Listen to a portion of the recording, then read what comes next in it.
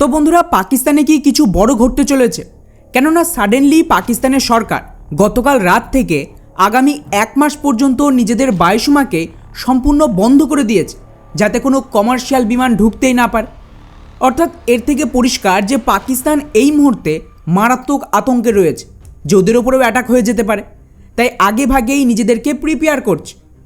এখন ইন্টারেস্টিং ব্যাপার হলো, যদি আপনারা পাকিস্তানের এই নোটামের রিপোর্টটা দেখেন, ওরা বলছে যে করাচি এবং লাহোরের রুটগুলো সকাল 9টা থেকে 3টে পর্যন্ত বন্ধ থাকবে, অর্থাৎ আংশিক ব্যান রয়েছে।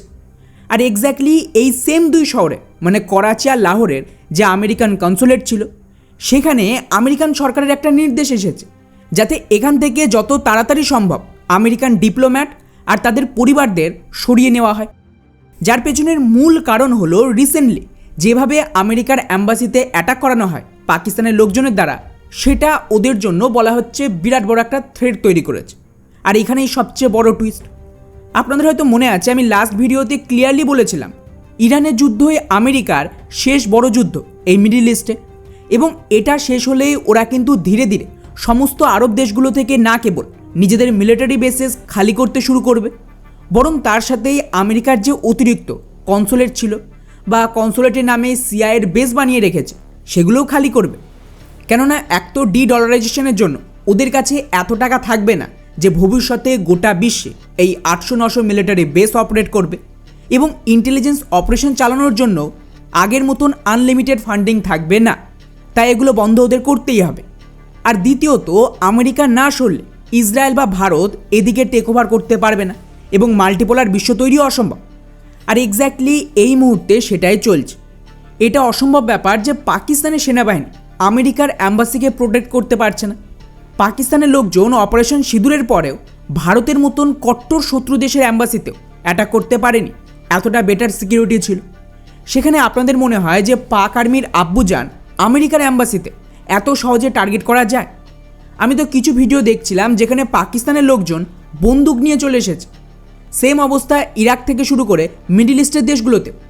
আমেরিকা কিন্তু ধীরে ধীরে নিজেদের অতিরিক্ত ডিপ্লোম্যাট সরিয়ে নিচ্ছে, তো স্বাভাবিকভাবেই এখানে পরিস্থিতি খুব একটা ভালো নয়। এখন প্রশ্ন হলো যে তাহলে পাকিস্তান এখানে কেন ভয় পাচ্ছে এবং এয়ার স্পেস বন্ধ করে দিল কেন? ওয়েল, যেমনটা গতকালের ভিডিওতে আপনাদের ক্লিয়ারলি বলেছিলেন, ইসরায়েলের প্রধানমন্ত্রীর একটা পুরনো ভিডিও আছে যেখানে উনি তো সাফ বলেছেন ইরানের পর আমাদের নেক্সট টার্গেট পাকিস্তান হবে। আর এর জন্য ভারত ইসরায়েল তো একসাথে কাজও করছে, কারণ আমাদের দুই দেশেই এই রিজন আমেরিকাকে রিপ্লেস করবে। তাই পাকিস্তান কোথাও না কোথাও একটা আঁচ পাচ্ছে যে ওদের ওপরেও কোনো রকম স্ট্রাইক হতে পারে। কিন্তু এগেইন যদি আপনাদের ডাউট থাকে তাহলে একটা ভিডিও দেখায়, এটা সম্ভবত 2-3 দিন আগের ভিডিও হবে। আপনারা আমেরিকার জনপ্রিয় পলিটিক্যাল অ্যাক্টিভিস্ট এবং জার্নালিস্ট ট্রাকার কার্লসনের কথা শুনে থাকবেন, তো তার তরফ থেকে কি বলেছে দেখুন। You've decided we need a new superpower. Public opinion in this country has swung against us so hard. This bipartisan consensus that we're its closest ally is disintegrating before our very eyes. And let's be honest with ourselves, this is not going to continue forever. We need another country to be aligned with. Now, how many big countries are there to choose from? It's got to be physically large, big population, nuclear armed. Not too many. In fact, the big ones would be China and India.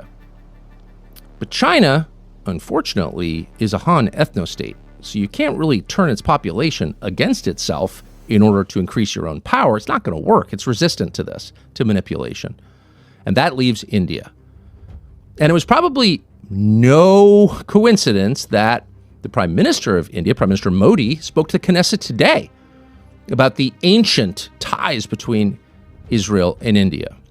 Bottom line, yes, Israel is moving on from the United States, at some point, probably sooner rather than later, to India. And so weakening the United States in a war with Iran is not all bad. In fact, it might be good, because then there's no rivalry at all in your region. It's you, the only country with nuclear weapons, and everybody else. So you can kind of do whatever you want. You don't have to worry about hostile neighbors. You can expand the size of your territory, for example. You can move your borders in all directions. Who's going to stop you? No one.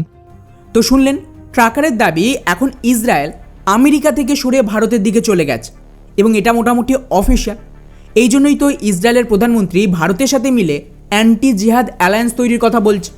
Bharat ইরানের যুদ্ধে support দিচ্ছে।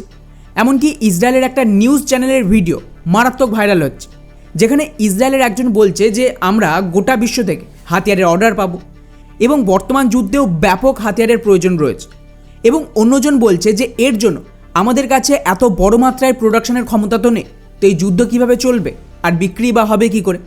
তো এর জবাবে বলা হয় যে আমাদের জন্য 1.4 বিলিয়ন মানুষের দেশ অলরেডি প্রোডাকশন করছে।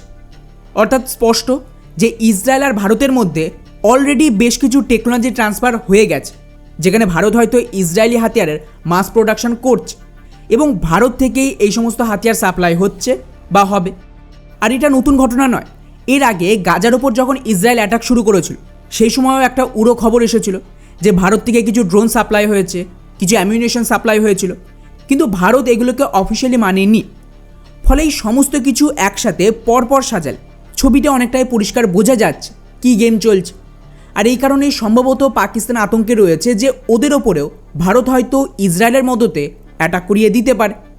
আর পাকিস্তানের রাষ্ট্রপতিও গতকাল স্টেটমেন্ট দিয়েছে যে ভারতের টপ লিডারশিপ ইতিমধ্যেই যুদ্ধের জন্য রেডি হচ্ছে, যাকে এক প্রকার কনফার্ম করেছে আমাদের রক্ষামন্ত্রীর একটা স্টেটমেন্ট যে অপারেশন সিঁদুর আবার শুরু হবে এবং এবারে যেন কোনো ক্ষমা আশা না করে।